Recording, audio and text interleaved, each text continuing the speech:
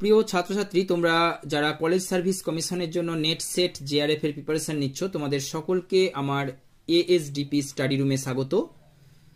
তো চলো আজকে আমরা শুরু করব 43 নাম্বার যে দাগের প্রশ্নটি রয়েছে এই প্রশ্নটি দিয়ে।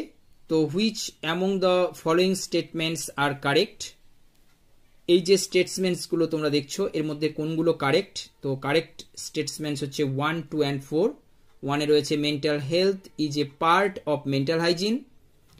2 এ রয়েছে mental hygiene prevents an individual from সাইকোসিস, এবং 4 নম্বরে রয়েছে mental hygiene helps in treating mental disorders.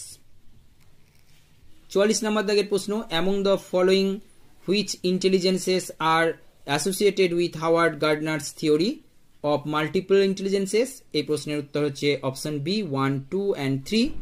1 এ রয়েছে লিঙ্গুইস্টিক ইন্টেলিজেন্সেস, 2 এ রয়েছে মিউজিক্যাল ইন্টেলিজেন্সেস এবং 3 এ রয়েছে স্প্যাটিয়াল ইন্টেলিজেন্সেস।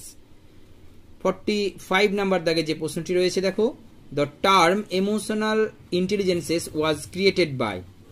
এটা হবে পেটার স্যালোভে অ্যান্ড জন মায়ার, অর্থাৎ অপশন ডি। নেক্সট প্রশ্ন 46 নাম্বার দাগে, among the following which activities are a part of the metacognitive strategy? তো মেটাকগনিটিভ স্ট্র্যাটেজি কোনগুলো হবে? মেটাকগনিটিভ স্ট্র্যাটেজির পার্ট কোনগুলো হবে? 1 নম্বরেরটা হবে রাইটিং এ রিফ্লেকটিভ জার্নাল, 3 নম্বরেরটা হবে সেলফ কোশ্চেনিং এবং 4 নম্বরেরটা হবে awareness of self learning style. তো এই প্রশ্নের উত্তর হবে অপশন সি 1, 3 and 4। নেক্সট প্রশ্ন 47 নাম্বার দাগে দেখো, এক্সপেরিমেন্টাল লার্নিং থিওরিজ দ্যাট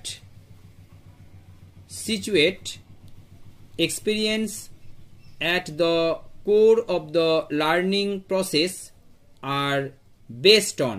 তো এই প্রশ্নের উত্তর হবে both social and constructivist theories of learning। তো অপশন ডি।